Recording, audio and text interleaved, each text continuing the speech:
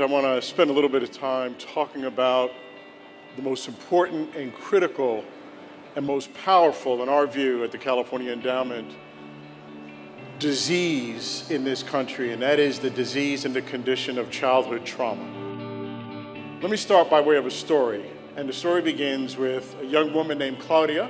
Claudia was growing up in South Central Los Angeles. She was doing well in school until at the age of 12. One of her older sisters was brutally murdered. A few months after that, another older sister was shot right in front of Claudia's face.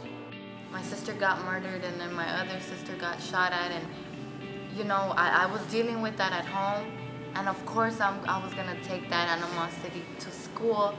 Claudia then went from a straight A student to someone who became a problem in the classroom. I was really going through stuff, you know, in my life, and I didn't know how to deal with it. I didn't know who to talk to. My own family was grieving, so it was like, who do I turn to, you know?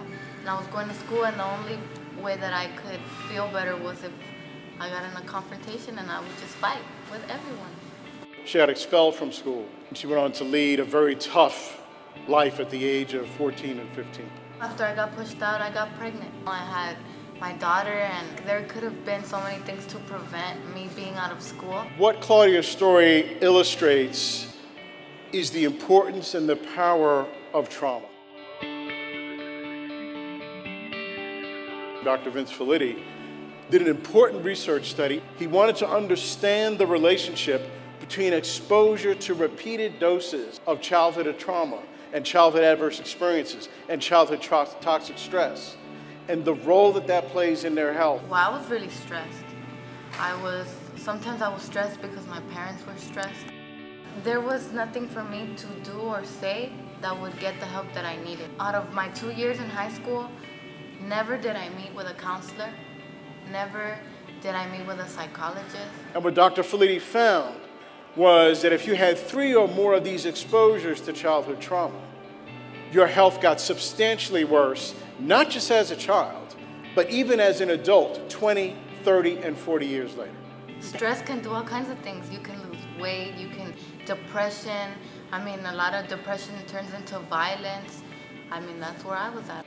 Courage and resiliency is the ability to take exposure to trauma, exposure to adverse experiences, and turn it into something positive and turn it into something transformational. Claudia had that kind of experience. She ended up in a continuation school where one caring adult helped her connect about her trauma and her truth, helped her turn her life around and see infinite possibilities about what her life could be. She was the one who actually, you know, told me about transformative justice, talking to other people about my issues, about what can I do to better myself, what is really going on, what is my problem, you know? Do I really just want to fight, or does it go deeper than that? And of course it went deeper than that. How come I couldn't see that myself? And Claudia is now a leader at the Youth Justice Coalition in South Central Los Angeles. Youth Justice Coalition is proud to be a part of the National Dignities in Schools campaign to end harsh disciplinary policies and positive alternatives that protect students' human rights to education and dignity. And so Claudia decided to work with the school district to say, listen, stop suspending our kids out of school. If a child is getting suspended for school, he is screaming for help. She is screaming for help. How do we turn the system to support that young person rather than pushing them out of school and into the street?